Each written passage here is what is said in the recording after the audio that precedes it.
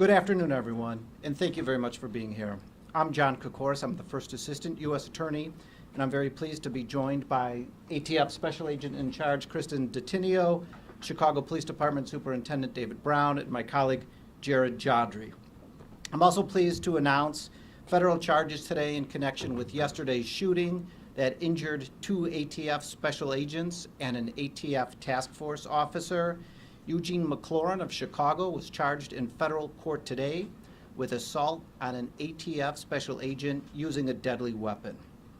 As alleged in the complaint that was filed today, 2 ATF special agents and an ATF task force officer were working in the early morning on the south side of Chicago yesterday in connection with a covert investigation when they noted that another vehicle was following them. They were able to record the license plate of that other vehicle. When the agents in TFO approached the expressway in their unmarked vehicle, the driver of the other vehicle, with his window down, began firing at them. All 3 officers were injured. Fortunately, they've been treated and none of their injuries are life-threatening.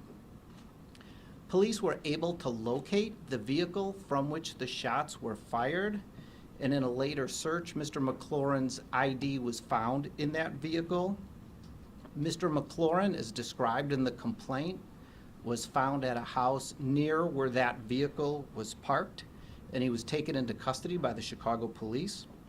And as outlined in the complaint, he acknowledged that he was the driver of the vehicle and that he fired the shots. Mr. McLaurin had his initial appearance this afternoon, and he's been detained in custody. We are deeply grateful for the work that our law enforcement partners do every day, and in particular for the outstanding work by ATF, Chicago Police, Illinois State Police, and others in connection with this shooting. And with that, I'll turn it over to ATF Special Agent in Charge, Kristen Detinio. Thank you. So first, I'd like to thank First Assistant John Kokoris and Superintendent Brown of the Chicago Police Department.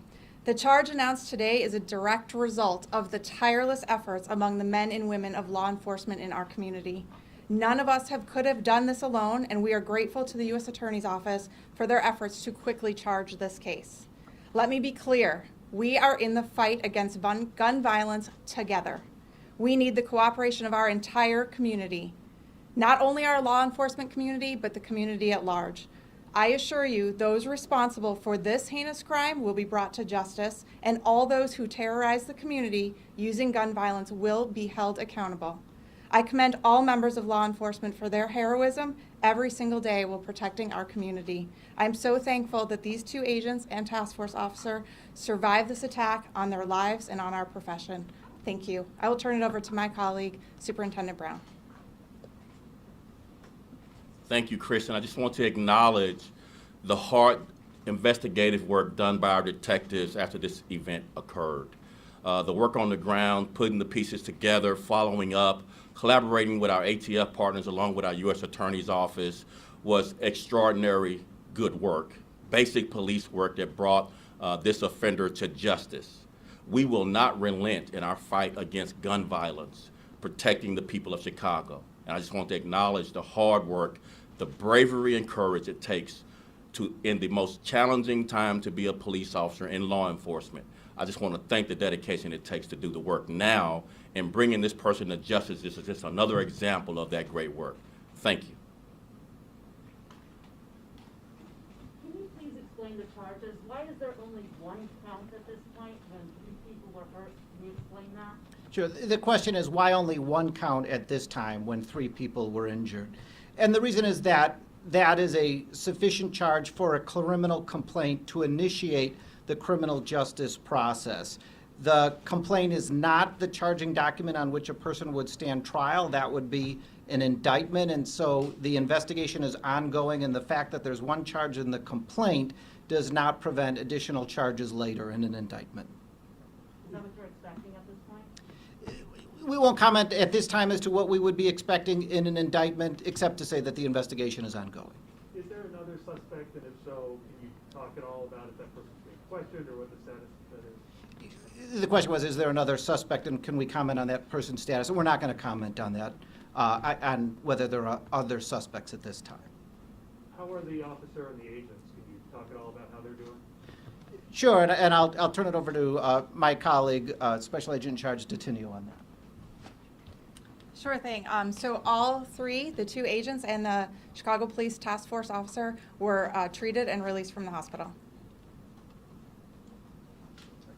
Another question. What can you tell us about the undercover investigation that was going on and the use of plain clothes? Are I-team learning that the defendant wasn't aware that these were officers and may have been confused that they were rival gang members?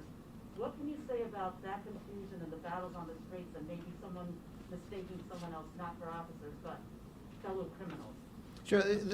The question was, what could we talk about with regard to the undercover operation and the possibility that the defendant mistook officers for rival gang members? We won't get into any details about undercover operations, except to say that covert and undercover operations are a very important tool for law enforcement in fighting violent crime in Chicago. We do allege in the complaint that the defendant did state during questioning that he believed that the occupants of the other car were rival gang members, but we won't comment beyond that. Question for Agent Yes. Detinio.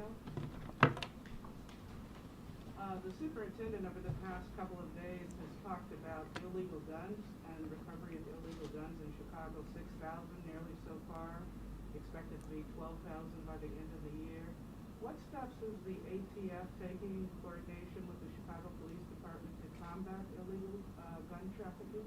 So what I can tell you is that we enjoy an incredible collaboration with all of our law enforcement partners in this area, including the Chicago Police Department, including our prosecutors, and that we are making every effort we can to combat all forms of gun violence, including those who criminally possess, criminally use guns, and those who supply them with firearms.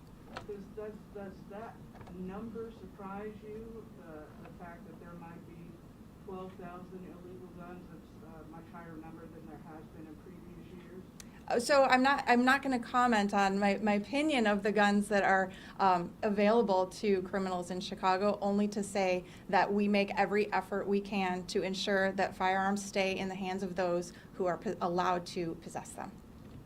Was a weapon recovered in this case that was involved in the shooting?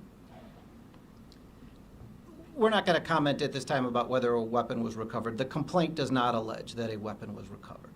And how about Mr. McLaurin's, our I-teams learned he has a history with police that stretches over a decade, in custody numerous times, facing current criminal charges in an unrelated case at the time of the shooting. Can you speak about any of that? We won't discuss Mr. McLaurin's criminal history, and that was something that was not discussed today at the initial appearance. Was he the only one in the car, the driver and the only one? Well, the complaint is silent as to whether there were other occupants of the vehicle. Okay, thank you, everyone. Can